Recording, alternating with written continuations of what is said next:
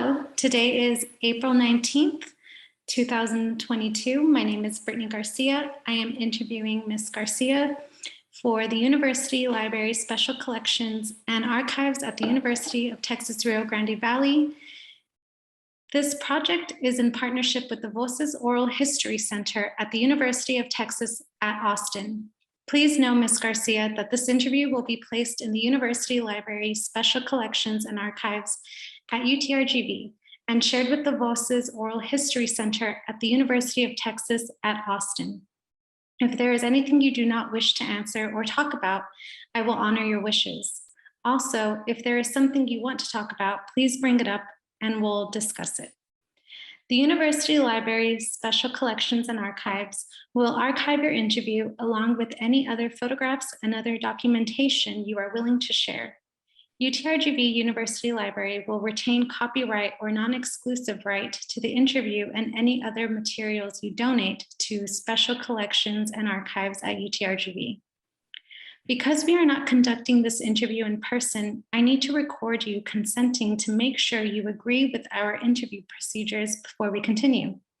So I'll ask you a series of 6 questions. Please say, yes, I agree, or no, I do not agree after each question. Question number 1, do you give University Library Special Collections and Archives at UTRGV consent to archive your interview and your materials at UTRGV University Library? Yes, I agree. Do you grant UTRGV University Library Special Collections and Archives right, title, and interest in copyright over the interview and any materials you provide? Yes, I agree. Do you agree to allow UTRGV University Library Special Collections and Archives to post this interview on the internet where it may be viewed by people around the world? Yes, I agree.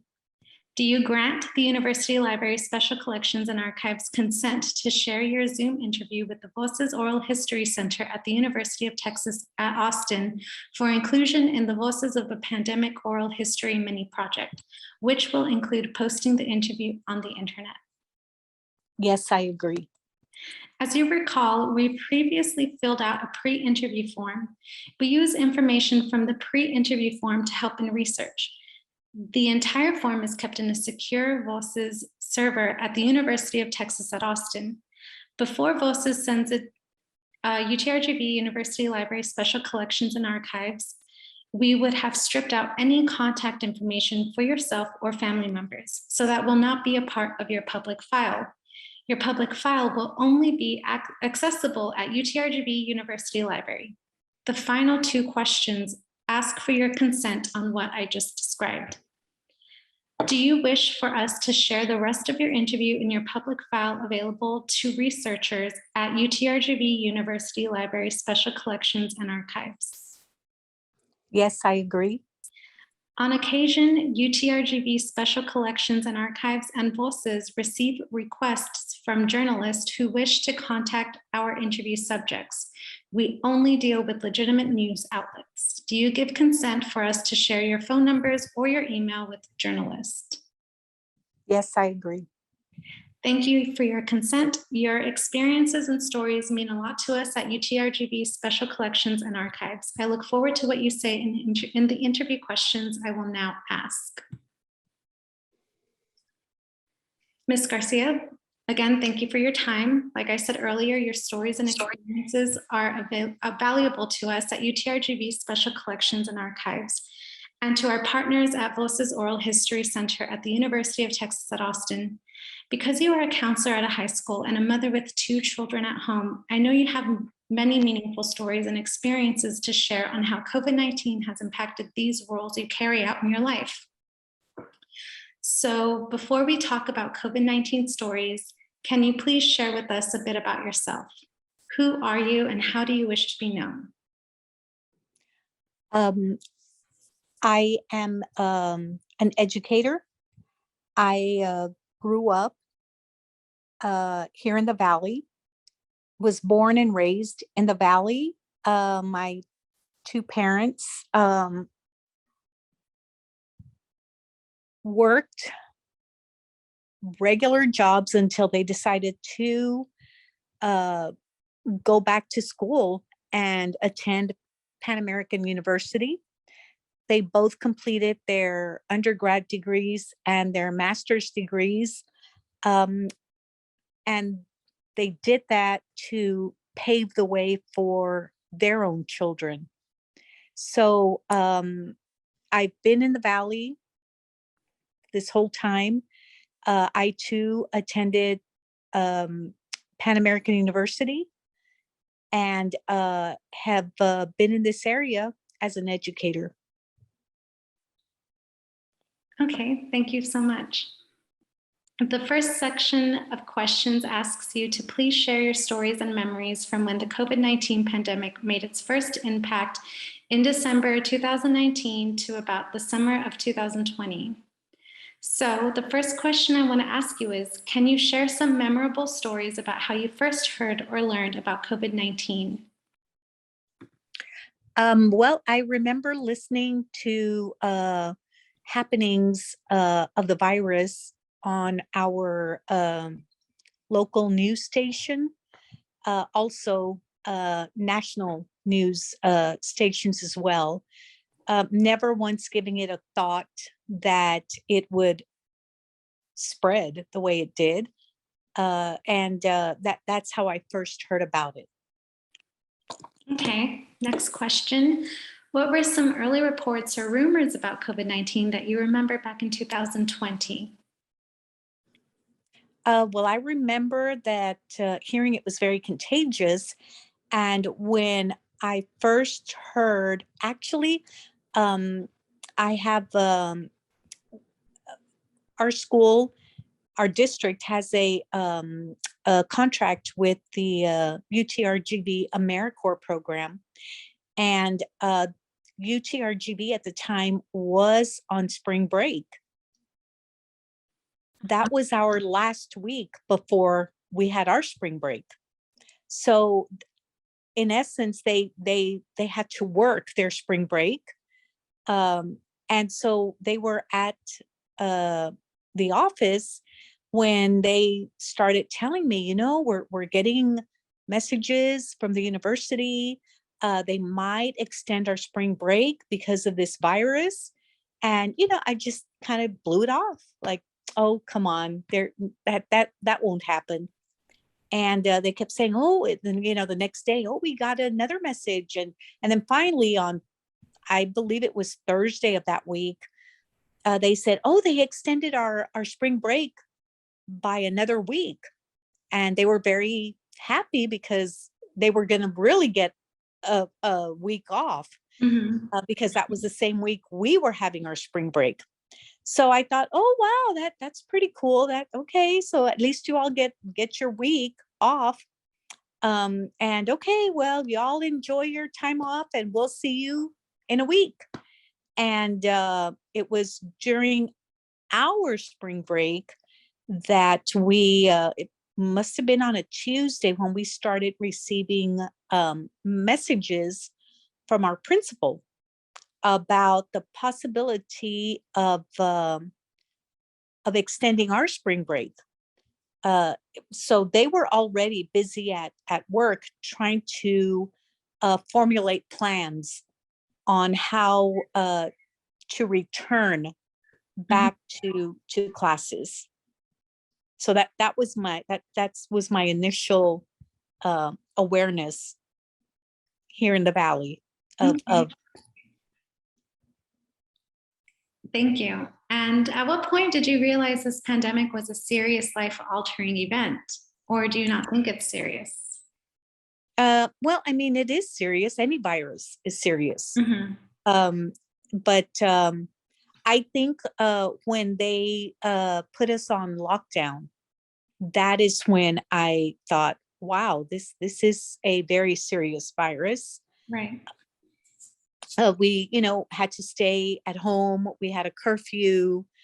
That was surreal. That, you know, those were just surreal times for me. I never thought I would live to see or to go through something like that. So it was a little scary, actually. So do you remember what it was like for you during the stay-at-home orders in 2020? Do you have any stories from this time you could tell us? Well, when they told us, our district said, you're gonna just stay at home. If you need to come to the school to pick up any technology, your computer, your desktop, your Chromebooks, what your Macs, whatever you have, whatever materials, teachers, counselors, whatever you all need, uh, they broke they broke the staff up in alpha. So a certain alpha went in the morning of one day, and then the other alpha went in the afternoon of that same day. And then, they just broke it up throughout the whole week so that there weren't too many staff members at one time Mhm. picking up their materials and their technology. Just went back to the office briefly. We were only allowed to walk in straight to our office and collect our belongings and walk back out. We were not allowed to take anybody to assist us carry things out. So we did that, and then all of a sudden it's like, okay, now go. We're going to we've come up with a schedule. Our core classes will be taught Monday, Wednesdays, and Fridays, and our electives will only be taught Tuesdays and Thursdays, asynchronous. So that, we were just thinking, well, wait, hold on. And so our faculty meetings were conducted virtually, of course. Mhm. And so, there are lots of staff members confused, and, especially the older staff members that didn't grow up with technology necessarily, or too much technology. Right. Um, so, what does all that mean? Asynchronous, synchronous. We were told that students would have to wake up in the morning on synchronous days for their core classes, every Monday, Wednesday, Friday. And then on asynchronous days, all they had to do was sign a Google form for attendance purposes. Well, even on synchronous days. Uh, and then their teachers would post their announcements, and their classwork. And so the students were able to work on that. So they didn't want to overburden our students with sitting in front of a laptop or computer 8 hours, 5 days a week. So that was kind of their procedure for instruction. And for us, well, we had to conduct our business virtually as well, which was a challenge, to say the least. Okay. I believe that it was overall very challenging during that time. Um, okay, so over the last couple of years, what news media, social media, or other sources do you rely on to keep you informed about COVID-19? I watch primarily OAN News. I feel that it's the most unbiased outlet out there, and I trust that news network. I don't care for any of the others. So that's basically where I get my information. I also do a lot of researching on my own. I don't just take in or believe what is being reported. So I go online, and I try to find out as much as I can. And of course, everything is out there Mhm. posted. People can find all kinds of things. Um, so, um, so I kind of like to dig around to get to the bottom of, to get real answers, I guess is what I'm trying to say, Mhm. versus just trusting news anchor people who have to, in my opinion, regurgitate information given to them so that they can keep their jobs. Uh, so that's where I get my news from. Okay. So can you share with me what you understand about COVID-19 as an infectious disease and how you feel it's impacted society? Likewise, can you share with me what you don't understand about COVID-19 and wish you could know more about? Well, I'll start with the what I don't know about it. I don't know how it all started. I've heard so many different stories. Mhm. I'm not quite sure how it started. I'm not. I mean, I know it's very similar to the flu. I know that it is very common for people with underlying medical conditions that catch, whether it be the flu or COVID-19, uh, they are affected even more so. And of course, that's just the science behind it. Mhm. I'm not sure. I mean, uh, viruses are very contagious, so I understand how it, got here, from China, but it's a concerning virus. But I mean, we've been through a lot of different viruses in the past.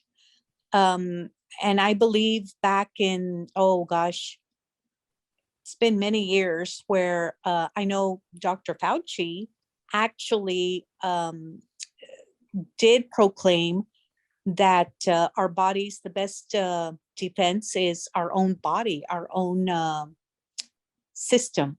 Mhm. Which, of course, it's interesting because now he doesn't say that. he uh, he really pushes for the vaccines. So I mean, that's what I know and I don't know. Okay. Um, so do you feel your family has the same beliefs as you about COVID-19, or are there some members who take it more seriously, more or lightly? How so? Well, I think it's mixed, and the family members that are mixed, the family members that really are concerned are my family members that do have underlying health conditions. Mhm. So there is reason and cause for concern. Um, my family members that are pretty much healthy, we are not as concerned uh, about it. I mean, it's as if, okay, it's the flu. You catch a flu, you get very ill, you try to nip it in the bud by going into the doctor right away. Cold. It just, not as concerning, but probably because we are healthy and we have no underlying conditions. Okay. Um, so this next part asks you to share any stories about COVID-19 vaccines and any vaccination related stories you may wish to tell. So did you get a vaccine and any follow-up booster shots? No. Okay, if no, have you been hesitant about getting it? No, I'm not going to get it. Okay. None of them. Are there reasons you haven't gotten it or any boosters? Yes. I mean, I thank God every day that I'm healthy, Mhm. and I I never got a flu shot. I've never had a flu shot in my life, and I feel that I don't need a COVID injection or the Mhm. boosters. Okay. Um, I don't know my reasonings for that. Uh, Clearly at the beginning, it was an experimental vaccine, listed as experimental. Usually takes years for the FDA to approve a vaccine and note all their side effects. Um, this one was just produced very quickly, listed as experimental, and I did not want to be injected with something that was experimental and then 10 years from now develop, something as a result of this experimental vaccine. Of course, it eventually became FDA approved. However, it was still the approval. I mean, compared to the approval rates of other vaccines, it was still too quick. And by then had formed distrust in a lot of our leaders. So to include medical top leaders. So I have chosen to abstain from getting uh, that vaccine. Okay. Thank you very much for answering those questions. So these next set of questions are going to ask you about how COVID-19 has impacted your life in the way of your career and your family. So I understand you live with your young daughter who is currently a senior in high school and your son who is getting ready to attend law school in the fall. How has COVID-19 impacted your life in terms of family traditions and relationships with your children? Can you share with me some stories or examples on how you and your family have adapted during the pandemic? Well, the silver lining with this COVID-19 is we were pretty much forced to spend a lot of time together. So, so we really relished our time together. Uh, it was great. It was wonderful. My daughter, who is a senior, um, luckily she was able to keep up with her classwork. She was motivated to wake up in the morning on her own and make sure she logged into her classes. But it I could see where it would have been a challenge for maybe some other students. In terms of me and my profession, it was a challenge. Trying to reach out to our students virtually. I mean, usually I go to their classroom and I pull them out and speak with them. And this time I couldn't do that. So it was pretty challenging. Uh, but in terms of my family and being at home, it was actually really, really nice. It was wonderful. I cooked a lot more. I'm not a cook, but I found myself having to cook every day, 3 meals a day, and that was nice, especially for my children. So yeah. Okay. So what discussions did you have, if any, as a family regarding mutual responsibility and safety from the virus? Pretty much, we just made sure that if we left the our home to go to the grocery store, we made sure we washed our hand. We had hand sanitizer in our pockets, purses, and we just made sure we had some hand sanitizer on hand. And then when we got home, we washed our hands and just be safe.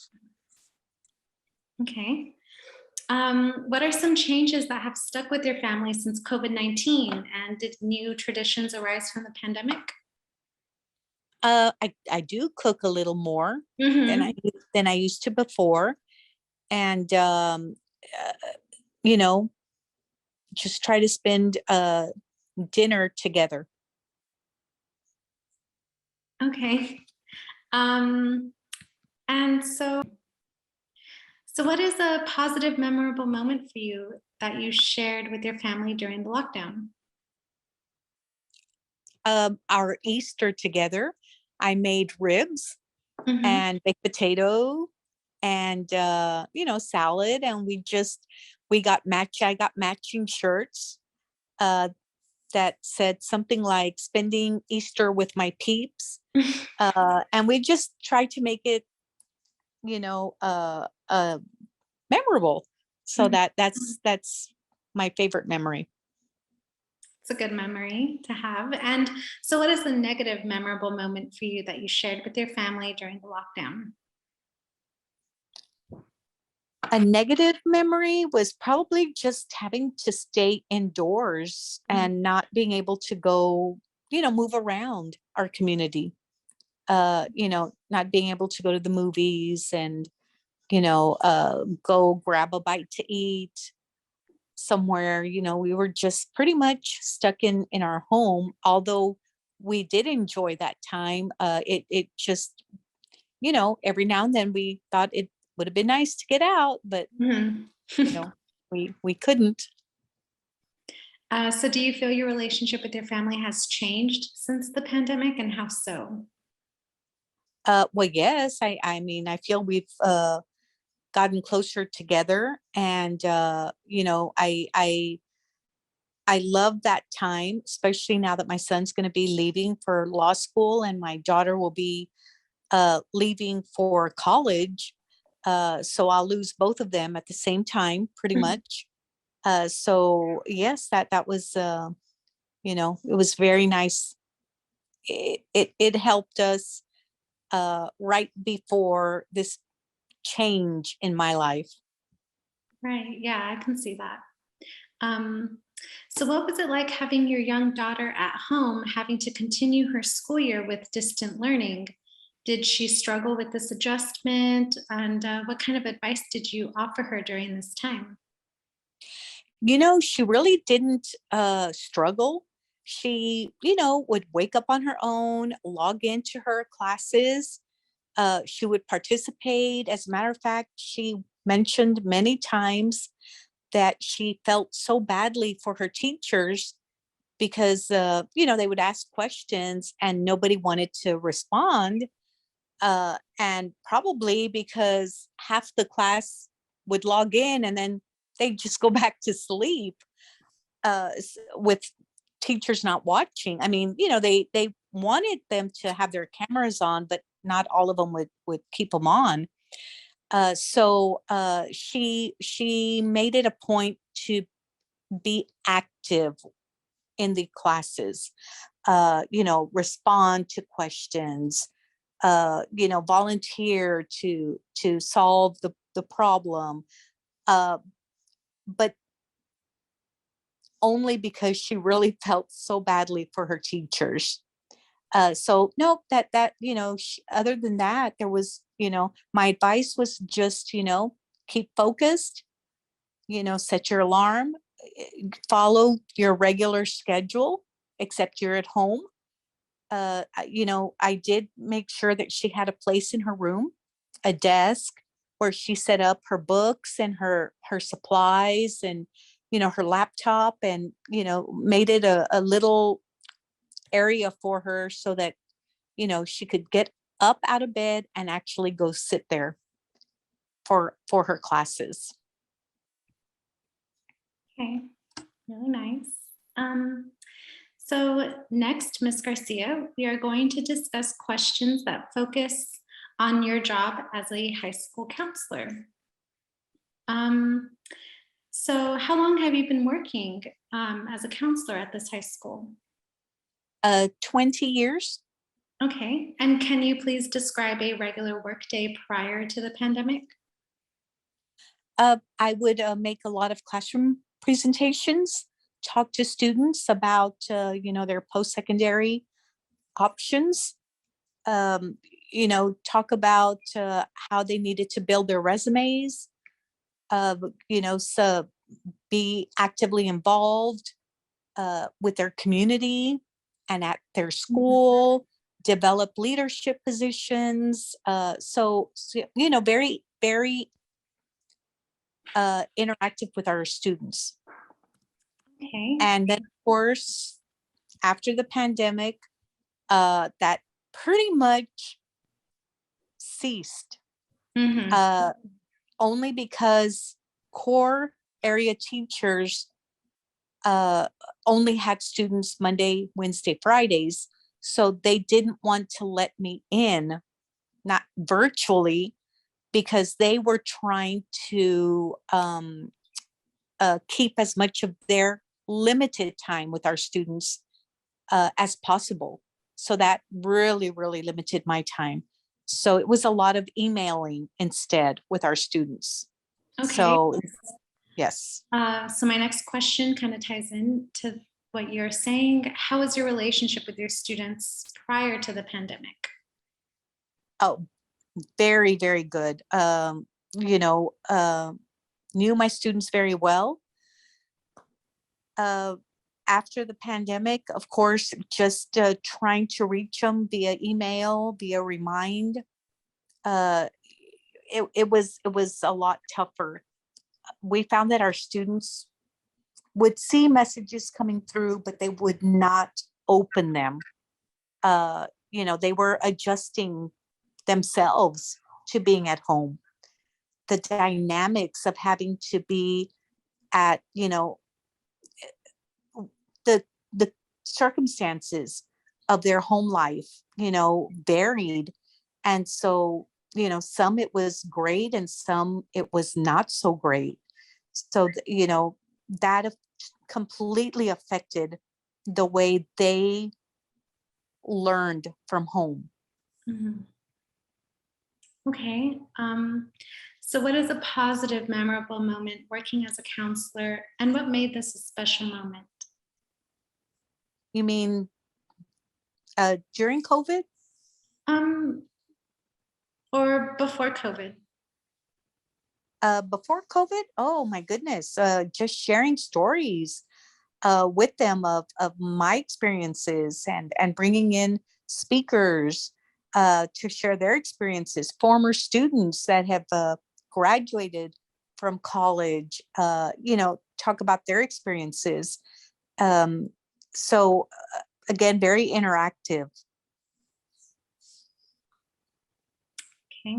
And okay, so March 13th, 2020, Governor Greg Abbott declared that the coronavirus was a statewide public health disaster. And by March 19th, he issued an executive order that limits social gatherings to 10.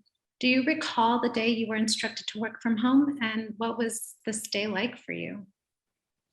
Yes, actually, we were still on spring break when we were told uh, that we were going to begin working from home the Monday after spring break.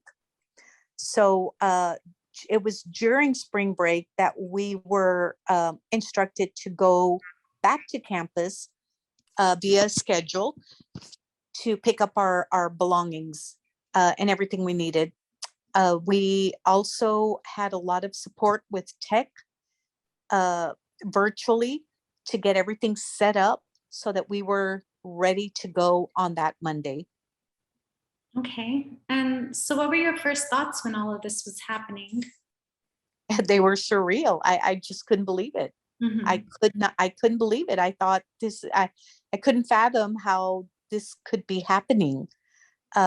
So I mean, it's almost as if I just was going through motions, doing what they, were instructing us to do. And, you know, it, it just, I just couldn't believe it, just like a lot of our other staff members. Right. Um, so, can you describe what a regular work day was like for you during the lockdown? Yes, I would get up and log into my computer, and I would try to schedule meetings with teachers to see if I could present, schedule presentations virtually. Mhm. Then I'd, of course, gather my data, look through it, and then start emailing students.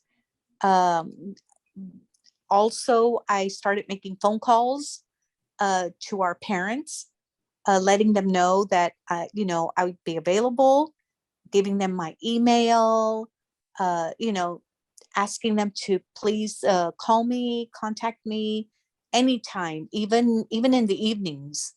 Have their child call me, with regards to some things we still needed to complete. And of course, my day wouldn't end till 9:30, only because our students were in classes or busy doing homework during the day. So the only time they had were evenings. Uh, so I mean, that wasn't too effective, but that's that is what I could do. Mhm. Okay. So Ms. Garcia, let's now talk about how this pandemic is affecting the work you do as a counselor. So can you share some troublesome moments that required you to navigate problems while working from home due to the COVID-19 pandemic? Well, yes, I mean, Mhm. like I just mentioned, trying to reach the students, I had no way of communicating with them except through email or through uh, that messaging system called Remind, which most of the time they weren't even looking at those messages. A lot Mhm. of our students kind of checked out of this whole school thing while they were at home. We found that we did have a lot of students that literally had to get full-time jobs, um, even though, you know, not during the lockdown, but when the lockdown was lifted, because their mom lost her job, or whatever the reason, and they were now the breadwinners of their family. So they school was something they just worked on in the evenings when they had a chance. So that it was very, very difficult. We started making home visits. Once we were able to have all of our staff report back to the school, we started just going out and visiting the homes, checking up on our students. We weren't hearing from them. We were worried. Where are they? What could, are they okay? Um, the incidence of CPS reporting went down during that time, but because students were at home, they weren't with us.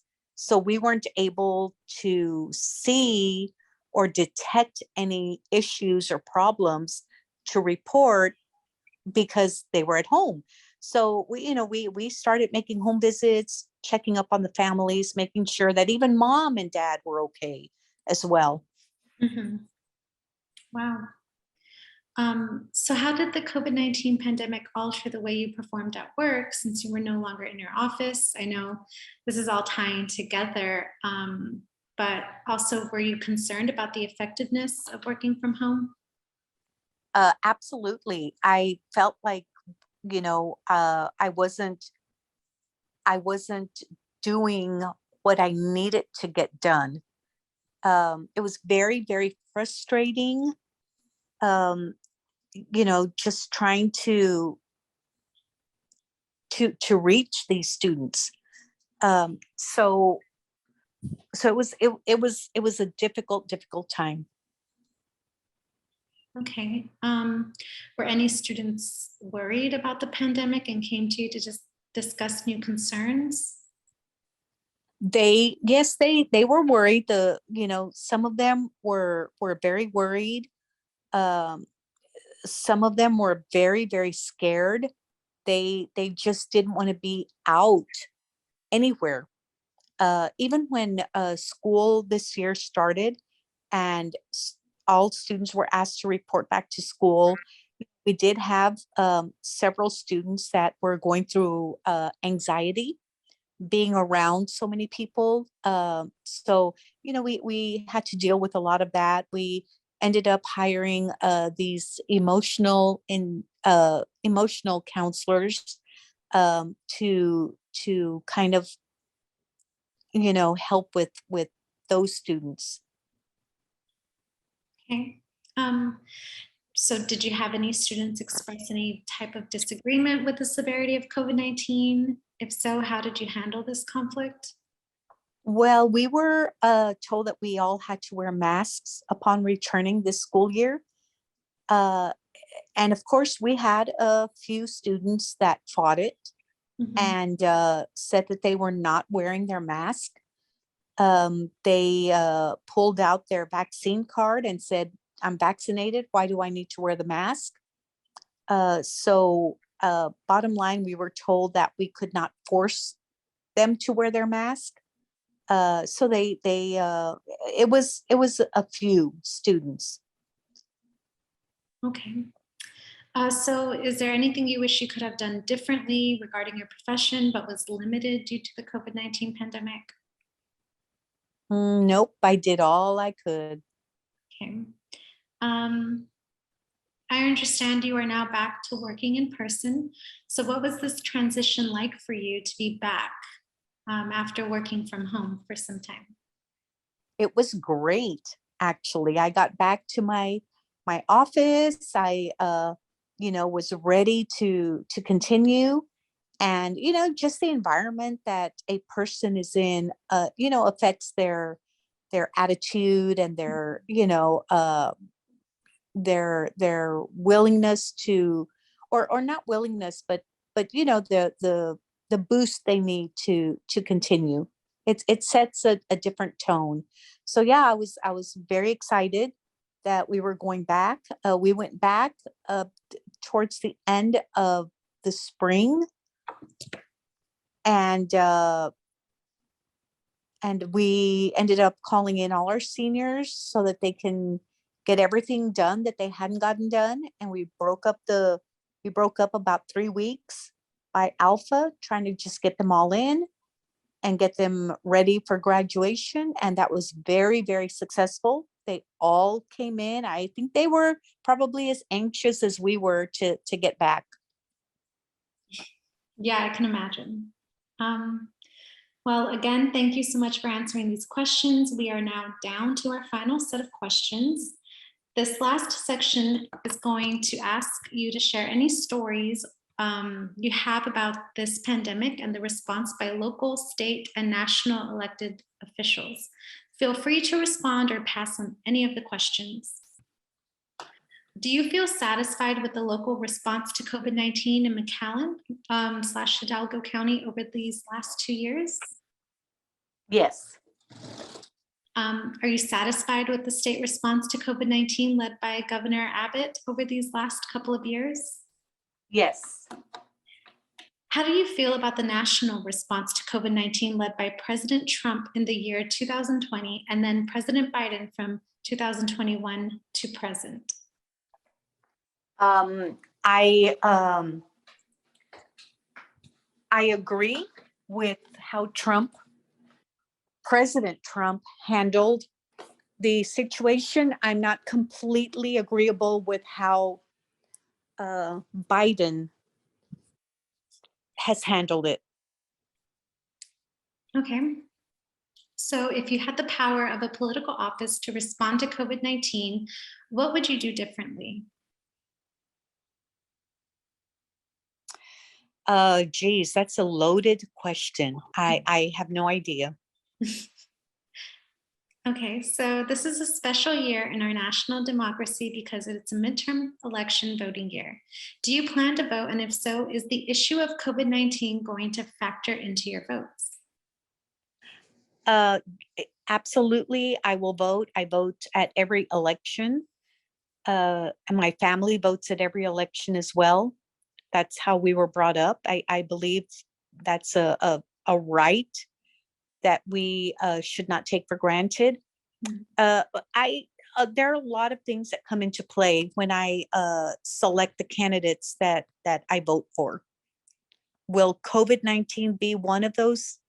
It very well could be, yes. Okay. So will you consider the national response to the COVID-19 pandemic in your vote for a presidential candidate? Yes, probably yes. Okay, and our final question. Is there anything else you would like to share with me about your experiences with COVID-19 that I have not asked about? No, I think you did a great job with your question. Thank you. And really, thank you so much, Ms. Garcia, for taking the time to share your stories with me and the Voices of a Pandemic Oral History Project.